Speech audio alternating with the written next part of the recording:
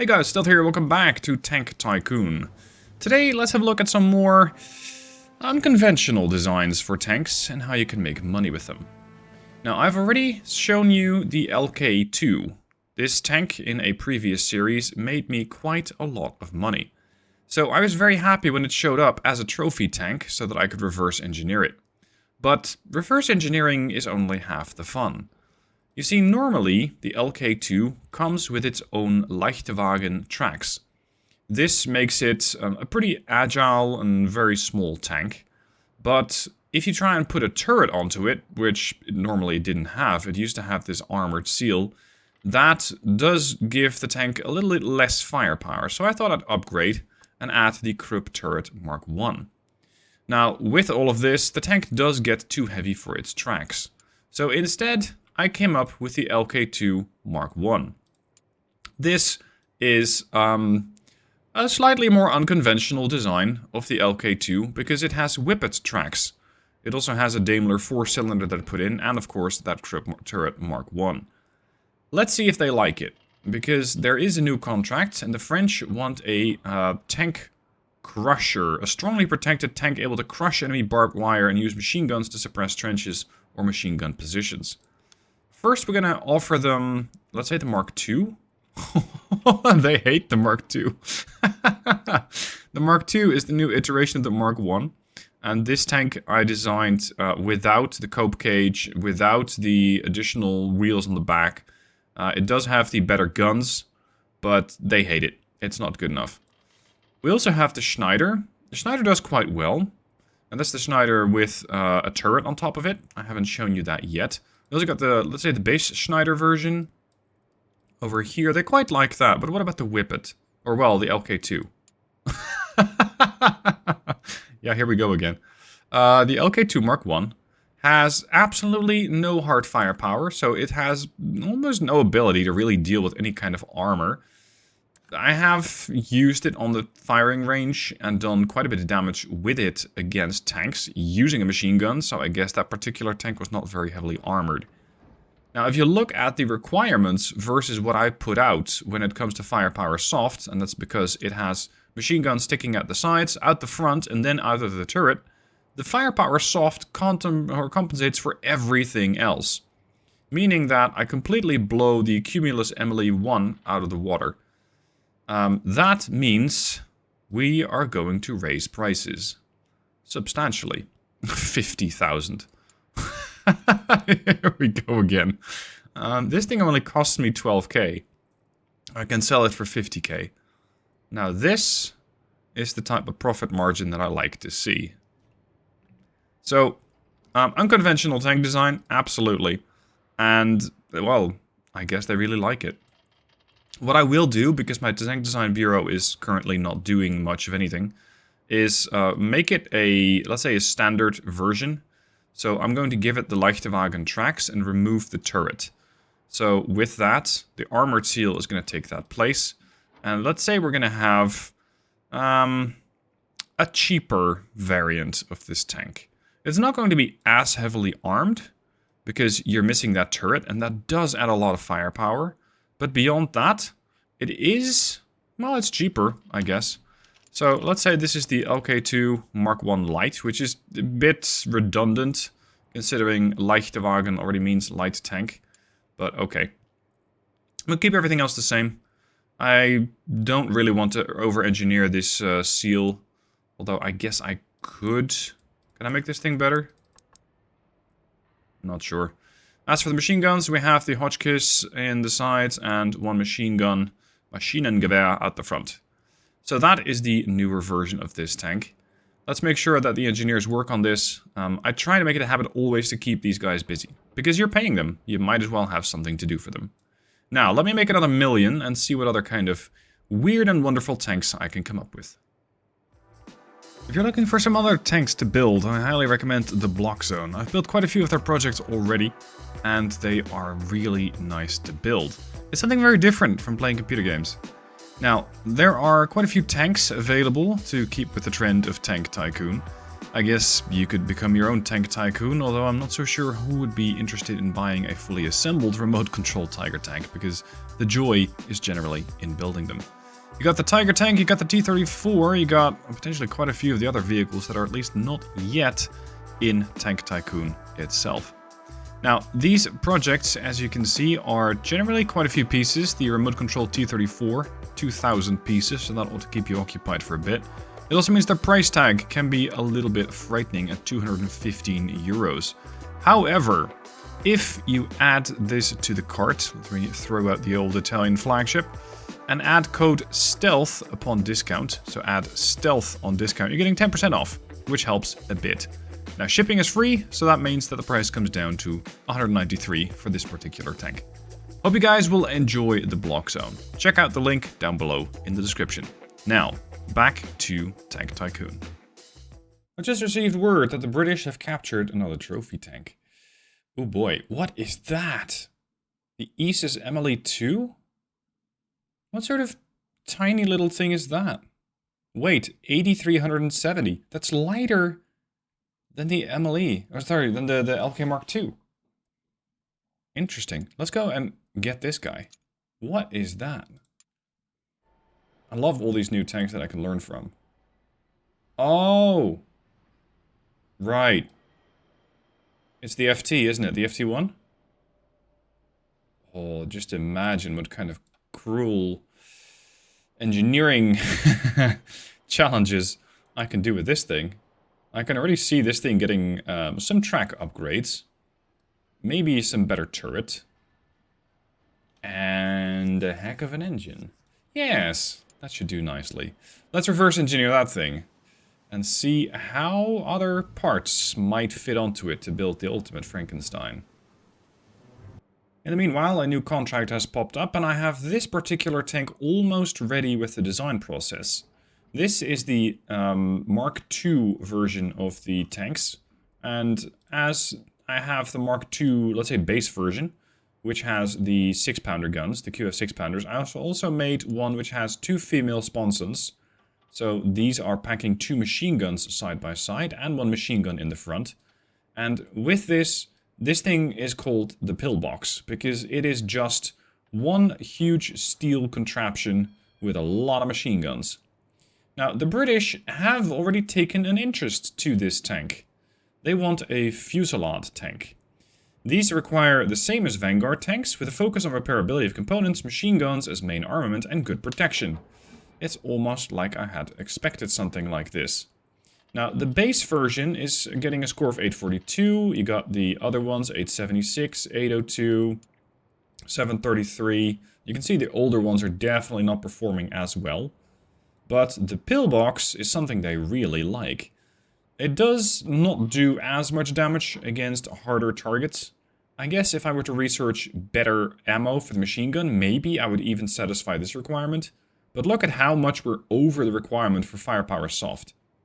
I guess I could engineer this thing to have only 1 machine gun per female sponson, and that would probably work. They'd probably actually like it. Now, what's the opposition offering? The Athena Mark IV. Okay, success score 401. So far, I haven't lost a single contract. So far, it's been very, very smooth sailing. And I find that that is something I would like to see the devs change. I would like to lose a contract every now and then. And some of you have suggested in the comments on previous videos that maybe the player should not be able to see the score of the other tank. Because with that, you're getting quite a lot of, let's say, information that you arguably shouldn't really have. Because, yeah, you might be able to see sort of how well the other design is going to do. But, like, perfect information on the enemy, or, well, the competition in this case, it feels too strong. And either the AI is building weak tanks, or you as a player are getting too much information. Either way, you're getting a very easy time with these contracts. Because I'm not building any particularly strong tanks. I'm just trying to figure out what the, let's say, the client, in this case the British government, wants. And that, as it turns out, is a tank that has a bunch of machine guns. So I happened to have one ready. because the design bureau was not doing much of anything else. But the AI's counter offer with the Athena Mark IV, it's just like it's a further development of the Athena, which we've seen before. But I think hide the success score. Keep the player guessing. Because maybe the Athena Mark IV is suddenly a heck of a lot better, but I don't know, they're maybe selling it for very high. I just don't need to know that. I just need to see, okay, this is what the competitor's offering. And then maybe after the contract has been awarded to either you or the AI, then you can say, okay, in this case, you did not get picked because A, B, and C. Maybe your firepower soft stat wasn't good enough, or maybe the price of your tank was too high. Whichever it is something that I think as a player, well, let's say you shouldn't see as much as you currently are. Very soon, as I'm still working on that British contract, another French contract pops up and they want a saturation tank. As per Industrialist Initiative, the saturation tank must have reliable systems and modules, good mobility and broken terrain, as well as easily repairable components to properly swarm enemy positions. This time around, they really do not like my offer. To the tune of they fucking hate it. It has a mass that is far too high to what they want. They want a tank that's about 10k, so 10,000 tons. Well, 10,000 kilograms. My tank is 30,000 kilograms, so it's way too high. And as a result of that, my mass score is minus 20,000. But what do they think about the LK2 Mark I Light? This is that new light offering. This is the other one. The one that has more machine guns. But I guess it's a bit too heavy because of that. So again, I'm quite happy that I was able to engineer / reverse engineer this light tank. Because as it happens, they really quite like it. Now, seeing as I'm already working on another contract, I'm going to accept the price as they're offering it. And that should still make me a hefty profit. But extend the deadline a bit. So go beyond their desired deadline, and with that buy myself a little bit more time. We're fighting against the ISIS Emily 2, so the FT... Is it the FT1 or the FT17? Anyway, that French thing. And I think we should be able to get it done. There. Now, I really like that these contracts are so different. Because it forces you to have a different type of offering for tanks. Sometimes you might have a contract that your tank is exceptionally well suited for. And sometimes you might have a contract that you want to offer the same tank to, like the Pillbox, and the AI goes, or the client goes, absolutely not. That thing is awful.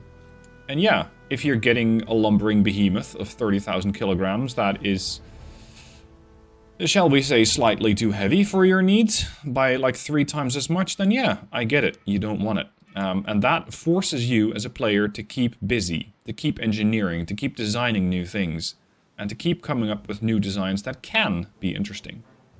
It does lead to some, let's say, bloom. I have a couple of different designs at the moment. I got the Mark I series.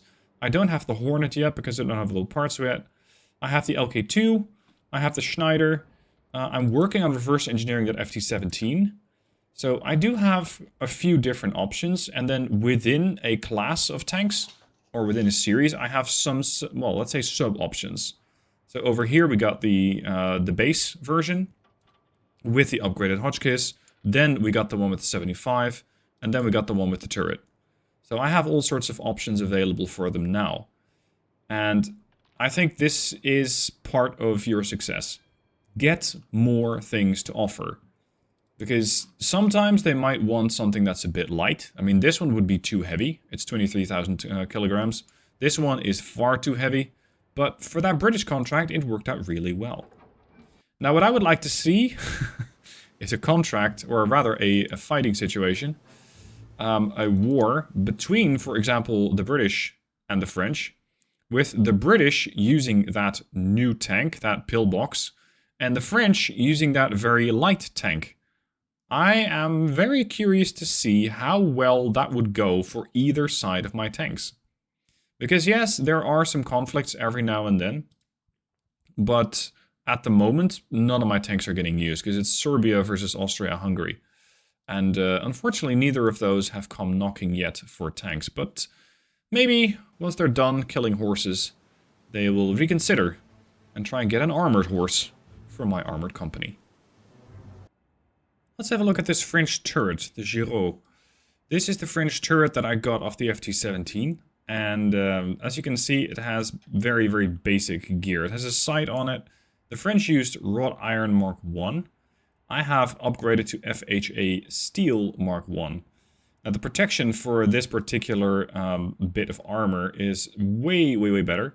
The sight, yeah, the sight's quite similar really, but I think my sight, considering I get much, much more crew aiming, is vastly superior.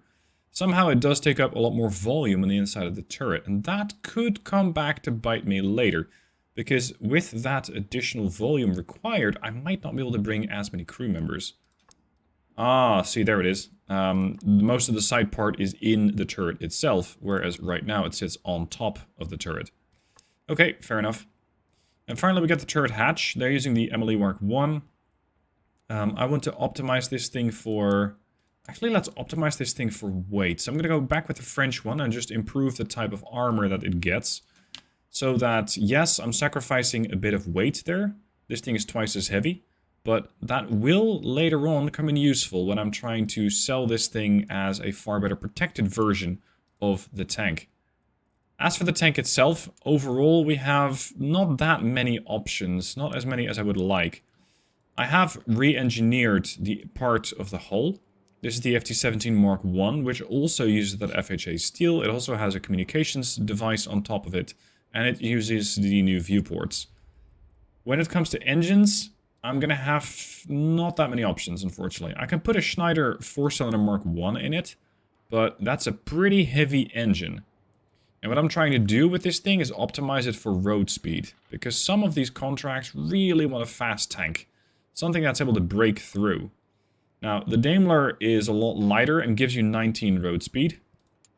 When it comes to the tracks, I can either put the Schneider on from the other tank, or I can put the Char-Renault on, which are supposed to go there.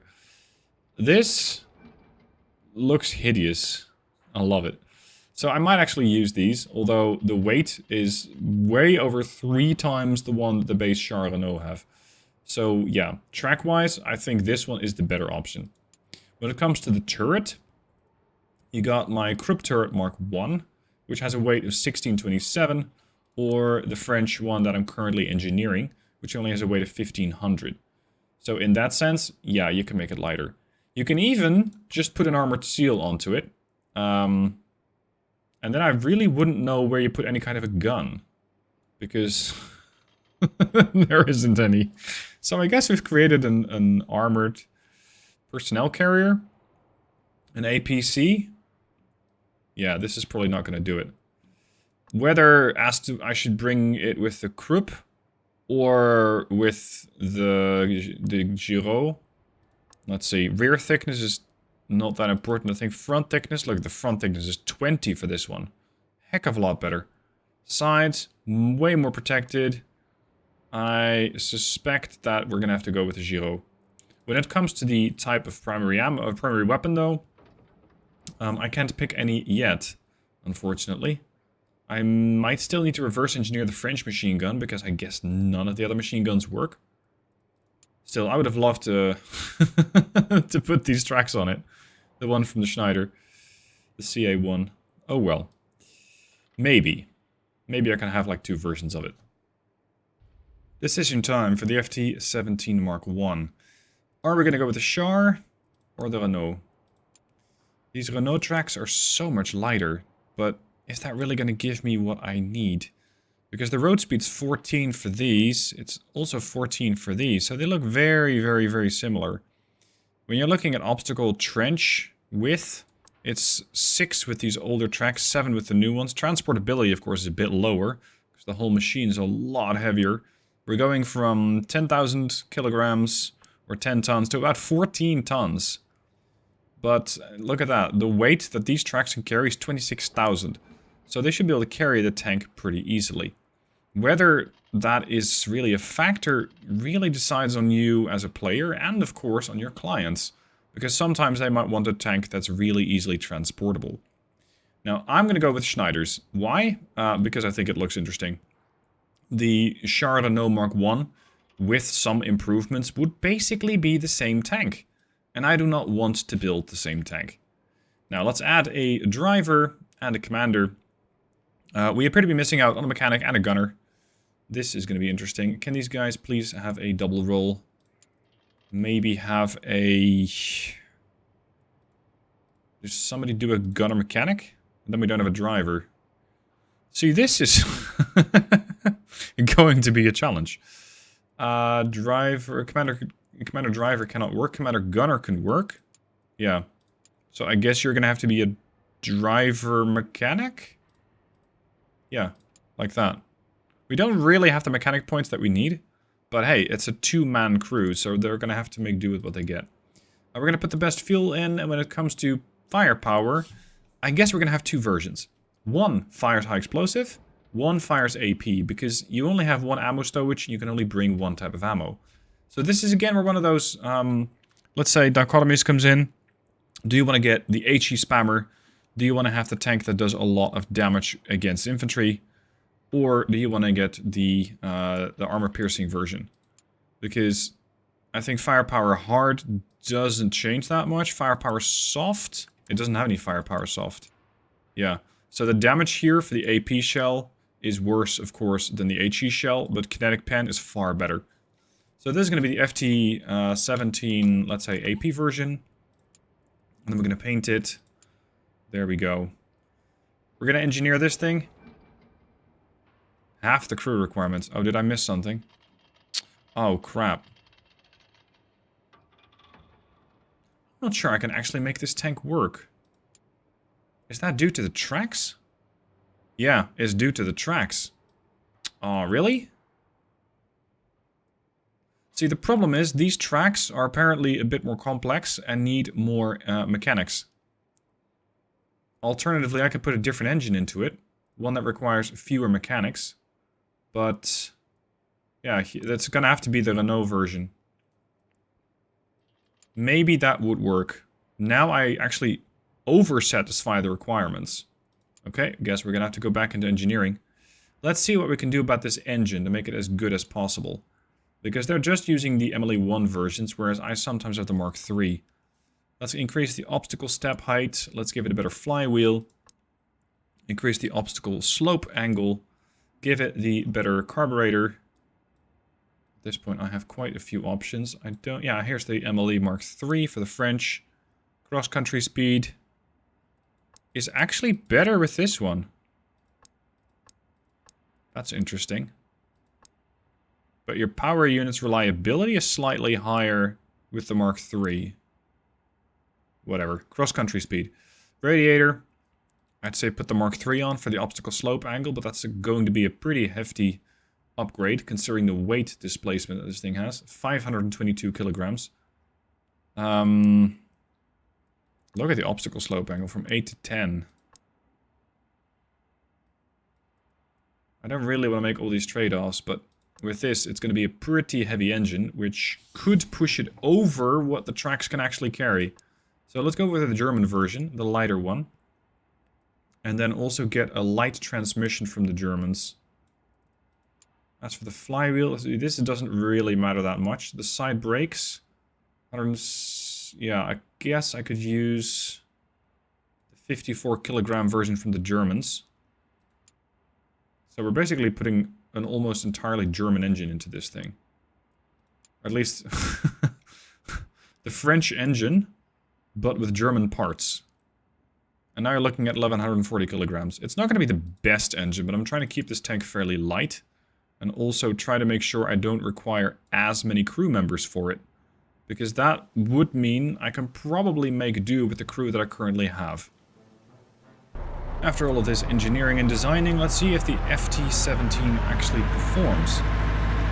Somehow we're able to manage to stash 50 shells into this particular tiny tank. Oh, okay, we actually made it across the trench pretty decently. Speed is okay. I think that because of the small size, you can easily use the terrain to your advantage, in the sense that you don't really have to take the most difficult positions. My gripe with this tank is that it might not do that well against enemy infantry, simply because it, well, you know, it lacks a machine gun, and it takes a while to stabilize. Like, taking down infantry with this thing is a bad plan. It snaps around like crazy, though. And that's nice, but you can actually... Wow, okay, now, once you do actually hit the infantry, or at least the target, you might very well send it flying, but it looks like accuracy might leave something to be desired. Which, in case, let's say a client would want something that's capable, or very capable, of dealing with infantry pushes, as in supporting the infantry, breaking down trenches, rolling across the trenches, and mowing down infantry inside of them with machine guns, this is not your tank. Its mobility is great, but I would like to have a version that has a machine gun on top of it. Sadly... Really? You didn't actually register that? Sadly, I don't think I can actually engineer that at the moment. So, yeah, I guess we're going to be stuck with this this gun as we have it right now. Like, all of these targets, the tank might be... Good lord. The tank might be pretty quick, but reloading and trying to get all of these targets knocked out, that's going to cost you so much time. So, on this range, maybe it would suit me better just to race through, and thereby get all the all the benefits for that for the time. Because taking down all of these infantry targets, yeah, that's not what it does very well.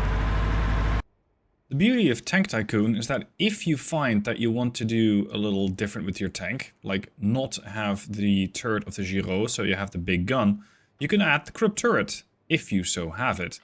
And then I can add a machine gun. So all of a sudden, this becomes a very snappy, mobile machine gun carrier. Now, if I can actually get the crew to command this, that should be pretty good. So we're going to have a gunner commander, like that.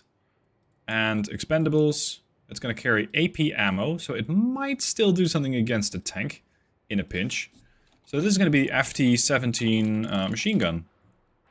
And now we have, again, two different versions for export for this tank. We got a, let's say, a gun emplacement remover in the form of the FT-17 AP. I have the HE that I'm currently working, sorry, that I still have to engineer. And I still have to work on the machine gun variant. With that, hopefully the clients will be happy. I also hope that this will make you happy. The open beta, sorry, no, the early access for this game is coming pretty soon, on February 6th. And I'm very much looking forward to it. I hope that you are too. Let me know what your thoughts are down below. And I'll see you soon for more crazy tank contraptions.